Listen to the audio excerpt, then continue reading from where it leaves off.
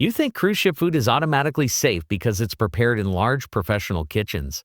You're wrong. Most food poisoning cases at sea don't come from bad cruises or dirty ships. They come from normal-looking foods, chosen at the wrong time, from the wrong place, in the wrong way.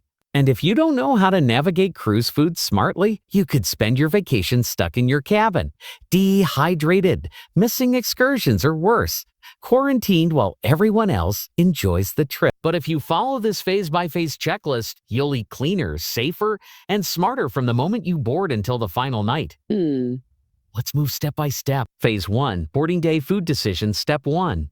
Avoid buffet seafood on day 1. Your first instinct is to celebrate with shrimp, mussels, sushi, or chilled seafood. Don't. Boarding day is chaotic. Food turnover is inconsistent. Storage systems are under pressure, and temperature control isn't always stable during the rush. If seafood sits too long in borderline cooling zones, bacteria multiply fast. Skip this and you risk stomach cramps within 6-12 hours. Right when safety drills sail away and dinner events begin. Pro tip: the safest proteins on boarding day are freshly grilled items made in front of you. Step 2. Say no to pre-made sandwiches. Those neat stacks of sandwiches in glass displays look convenient, but they often sit longer than hot food. Cold doesn't always mean safe, especially with mayo-based fillings. Improper chill zones between 5 degrees C and 60 degrees C are prime bacterial growth territory. If you grab one that's been sitting since early boarding waves, symptoms may hit before bedtime.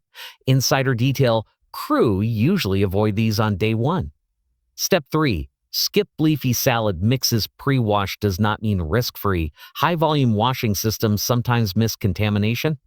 Leafy greens are one of the most common carriers of foodborne illness globally, and cruise buffets expose them to repeated guest handling. If skipped, you reduce your odds of silent contamination from multiple touch points. Phase 2. Buffet survival strategy. Step 4. Avoid rice dishes that are not steaming. Hot rice is one of the most underestimated risks. It can grow Bacillus cereus, a bacteria that survives cooking and multiplies if rice cools improperly. Fried rice biryani or plain rice sitting warm, not hot, is a red flag. If you eat it lukewarm, symptoms can appear within hours. Pro tip: only take rice from freshly replenished trays. Step 5. Skip creamy pasta. Sitting in trays, cream sauces spoil faster than tomato-based ones. If held too long, they become a breeding ground for bacteria. And in buffets, timing isn't always precise. What goes wrong? Nausea by evening, fatigue the next day. Insider detail: Alfredo-type sauces are riskier than red sauces. Step 6. Avoid carved meats. Sitting under heat lamps, roast and carved meats look premium, but once sliced, they dry out and sit.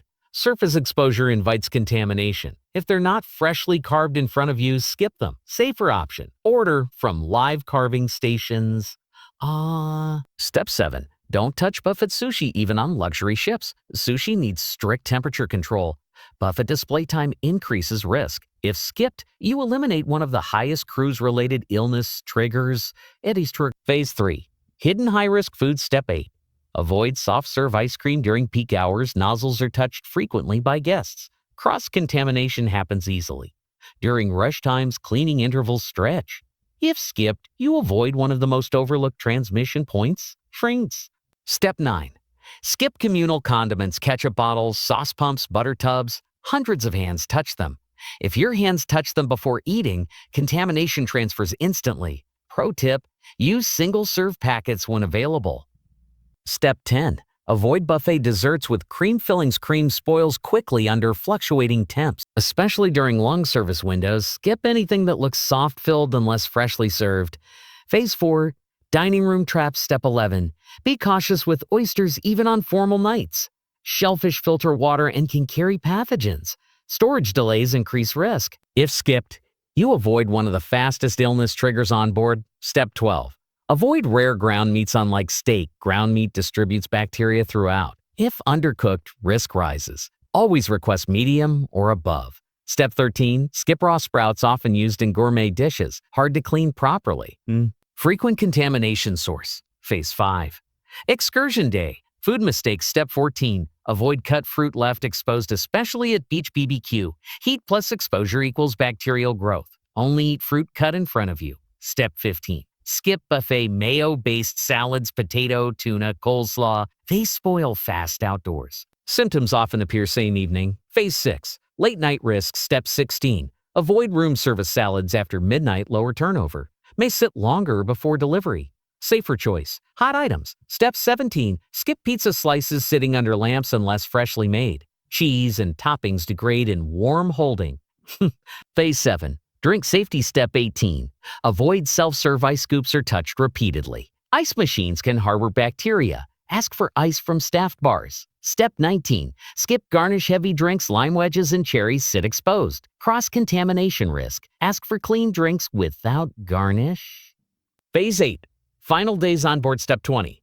Avoid leftover heavy buffets near trip-end ships. Reduce inventory. Food turnover slows. Freshness may drop. Step 21. Skip reheated mixed dishes, stews, casseroles. Reheating doesn't always eliminate toxins. Better to choose freshly cooked items.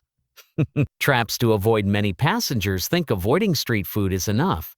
But onboard exposure often comes from repeated small risks, not one big mistake. Mixing risky choices multiplies your odds. One lukewarm rice dish plus one cream dessert plus shared condiment contact can equal a ruined final day. And illness on the last night often affects travel home, so move deliberately. Eat freshly prepared foods. Choose heat over convenience. Watch turnover, and when in doubt, skip it. Now I'm curious, have you ever gotten sick while traveling and couldn't figure out why?